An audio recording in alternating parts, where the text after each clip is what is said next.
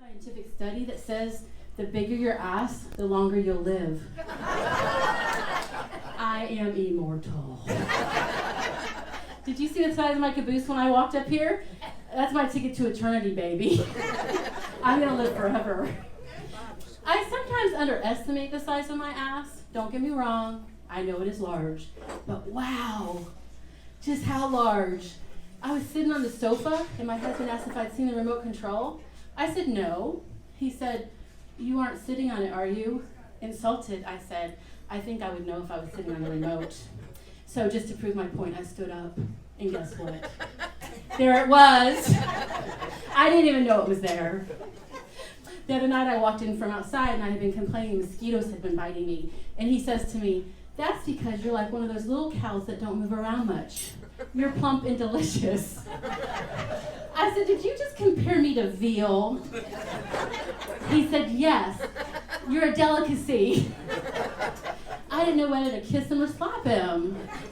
Is that a compliment or what? Surprisingly, I'm not an athletic person. I know it's hard to tell. I need a spotter to help me put my sports bra on. Seriously, when I do it myself, I look like Houdini trying to escape from a straitjacket. I get all sweaty, I gotta take another shower. It's not worth the hassle. Forget that. But I did just start the best diet ever. My nutritionist told me to shop the perimeter of the grocery store because that's where all the healthy food is. I have to tell you, I have never been so excited about a diet before. Yesterday, I bought chocolate milk, chicken wings, sushi, ice cream, and cake. I'm not losing any weight, but it's really easy to stick to. How frustrating is that? Then it occurred to me, you know what? Donuts never get recalled. Never. Donuts are magical. How else do you explain 1 ounce turning into 5 pounds once I eat it? That goes on my caboose.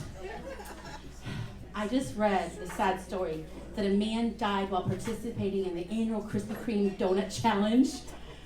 It's a 5-mile race involving eating a dozen donuts, and this poor guy died. How sad is that? This is exactly why I drive to get my donuts. I'm not taking any chances. Is that wrong of me to say? What's wrong is after I read that story, they had a picture of donuts in it. I wanted some donuts. And just talking about right now, I want some donuts right now. Anybody got any donuts? I know you do. Actually, I know most comedians are probably looking for weed. Not me. You hook me up with some donuts, though, we're friends for life. In fact, if I was a superhero, donuts would be my kryptonite.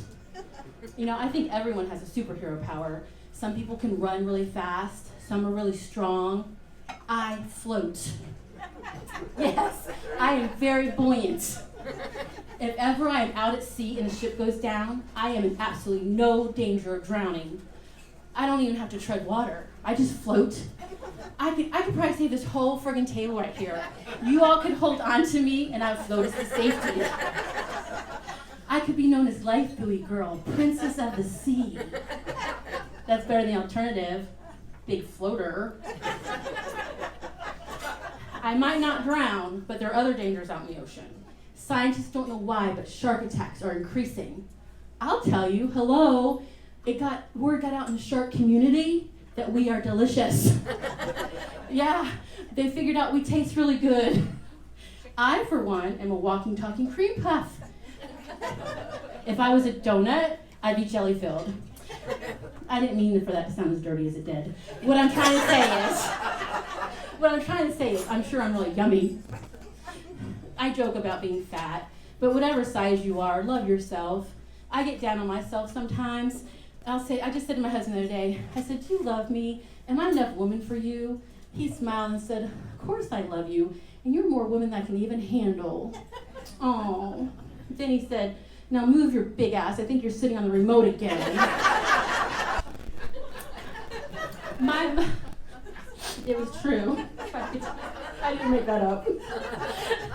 My mom likes to bake, and by bake, I mean wake and bake.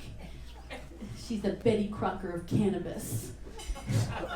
My mom smokes a lot of weed, like Snoop Dogg a lot, and she has dyslexia. This is a dangerous combination. She's always mixing up words so you never know what's going to come out of her mouth. The other day I said, Mom, I ran into one of your friends and he was complaining you called him and didn't leave a message. She says, I didn't call him. I must have accidentally butt-fucked him. True story. I said, Mom, I think you mean butt-dialed. That's what I said. No, it wasn't. Same thing. No, it isn't. I think you would known if that had happened. The worst part is, now every time she calls my house, my husband says, your mom butt-fucked us again. I say, please stop saying that. He goes, no, she smoked all my weed. She butt-fucked us again. You're all going to think that next time somebody butt dials you. Thank you. You can think of me. My mom has another bad habit. She always talks on the phone while it's on speakerphone, no matter who's in the room listening. How rude is that? I blurted out personal things only to find out she had me on speakerphone and in front of her, sitting there listening to the whole conversation. I'm always saying that's so rude. She says, I'm tired. I don't feel like holding the phone to my ear. I say, Mom, you're not tired. You're just high. She argues, I have chronic fatigue syndrome. Yeah, it's more like chronic weed fatigue syndrome. But I came up with a solution. I was talking to her the other day and I could tell somebody was there. So I casually said, Mom, is someone there with you? And she said, oh yeah, my friend so-and-so. So in a deep whisper I said, I thought you hated that bitch. No more speakerphone for me. I highly recommend that technique. Y'all know what a favor bank is, right? You do someone a favor, then they owe you a favor, and vice versa. My mom loves the favor bank. She's taken it to a whole new level. I was telling her how a mutual friend of ours had helped me out with something. Without missing a beat, she says to me, oh yes, I heard, and here's what you can do for me. Have your husband come over and fix my stereo. I was like, she just took credit for my friend's favor I owe him, and is getting a favor from my husband who doesn't owe her one. She's a favor bank robber, an outlaw of IOUs. I love my mom. I'd do anything for her. This past year, though, she had me scared. Not to get serious, but she wasn't feeling good. She wasn't eating, which is highly unlikely considering how much weed she smokes. She usually has the munchies. But seriously, she wasn't feeling good. She was losing weight. I was very upset. I called my aunt in tears. In an attempt to comfort me, my dear aunt says, I know what you're thinking, and don't even worry. It's not cancer. No one in our family has ever had cancer. Don't even think about it. Cancer does not run in our family. Strokes run in our family. I was like, oh, that's a relief. Thanks. Thank goodness my mom's feeling much better. She's doing great. She's beautiful. We had a little get together the other day at her house, a bunch of family and friends. She comes walking into the room and says, I'm so glad you all are here. I have something I want to tell you. I know you all want me to stop smoking marijuana, and I tried. I went a whole day without smoking. It was horrible. I hated it. So I figure I've got 20 good years left, and I'm going to do what I want. So I'm going to keep smoking, and y'all better just get used to the idea. It occurred to me, she just had the world's first reverse intervention. She told us, I just hope in the next 20 years, Meals on Wheels expands to offer weed on wheels. I don't mind buying my mom lunch, but I don't want to have to score a quarter ounce right after I buy her a quarter pounder. Somebody else better be bringing that stuff. My mom has a really good friend who smokes weed too. Imagine that. One day she says to me, once I accidentally brushed my teeth with Vagisil and had to call poison control. I said, oh my God, what happened? She said, my teeth just felt greasy, but they said I'd be okay. I said, how high do you have to be to mistake Vagisil for toothpaste? She goes, oh, it's okay. My coochie's minty fresh. I just hope she was using crust, you know. You know why? Because it shrinks cavities. I know that was bad. You're going to think about that next time you brush your teeth, aren't you? I'm sorry for that. I think you can tell a lot about a person by what they name their pets. My dog's name is Lovey. My cat's Kit Kat, Oreo, and Snickers. So obviously I'm very sweet, and I like candy, in case you didn't notice. My neighbor has 3 dogs, Jack, Daniels, and Whiskey. Needless to say, that bitch is an alcoholic. And don't even get me started on my friend who named her cats Hoochie Mama and Sir Pimps a lot. I'm not saying she's a whore, but you do the math. My name is Dawn, which is ironic because I'm seldom up before noon. That's the problem with parents giving their kids great names with high expectations. You ever meet a girl named Chastity? I'm just saying. And Hispanic parents are the worst. Naming their kids Jesus? Jeez. What expectation are you having there? Jesus. If I had a kid, I'd name him Good Enough. If it was a girl, I'd name her Not Pregnant before the end of high school. I recently had to go to the coochie doctor for the anal clam exam. She's poking away down there. This is so personal, but I have to share it. She looks up at me all frustrated and says, forgive me, your vagina is so deep I can barely reach your cervix. I didn't know if she was complimenting me or calling me a whore. Speaking of whores, one of my best friends is a thespian, and by thespian I mean thug, lesbian. This girl will, let that sink in. She will kick your ass and then shuck your clam. She's a thug.